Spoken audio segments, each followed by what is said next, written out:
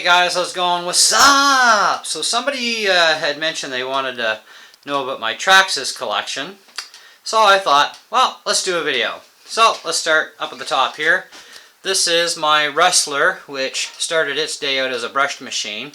Got it on a trade deal, and it's brushless. Got a brushless motor with it, so I just supplied the rest of the hardware. And so it's all brushless, got a wheelie bar on it, that sort of thing.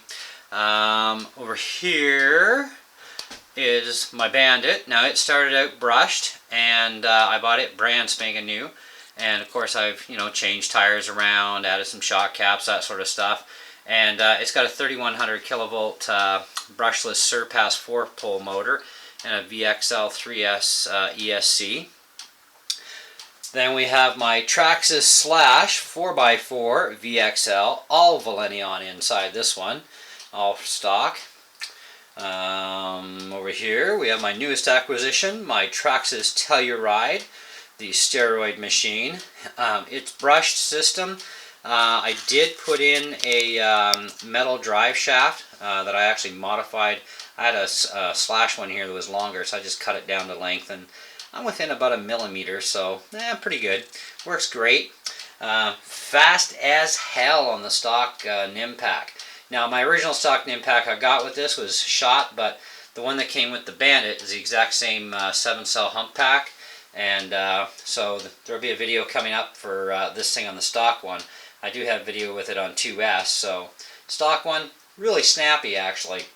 Now of course we have my 110 Summit, the Beast. Well, not anymore now that the X-Max is out.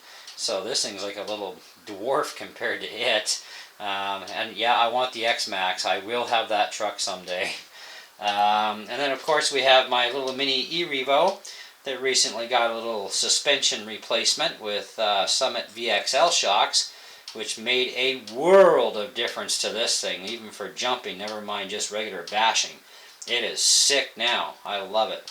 And of course it's going to get some mods to it. It's definitely earned its keep. Haven't done any diff damage yet, even with the new suspension lift on it and everything. It's wonderful. So it's a great little machine.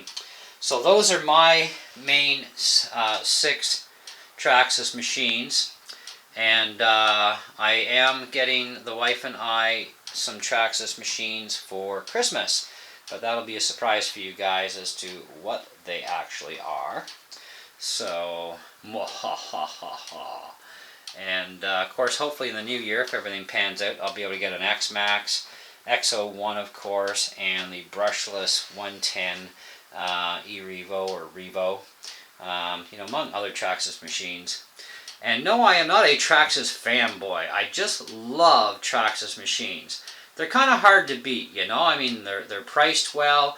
You can beat the living snot out of these things, and they're really difficult to break. Not that you can't break them, but it does take a lot to break a Traxxas machine, and at least even stock parts are really cheap to get for these things, and very common, especially on the shelf at Best Buy here in town.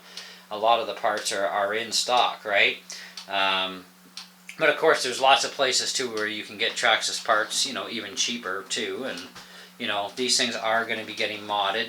I mean, I've got RPM arms all the way around on the Wrestler. I just put black RPM arms on the back of the Bandit, plus of course the brushless E-Revo wing.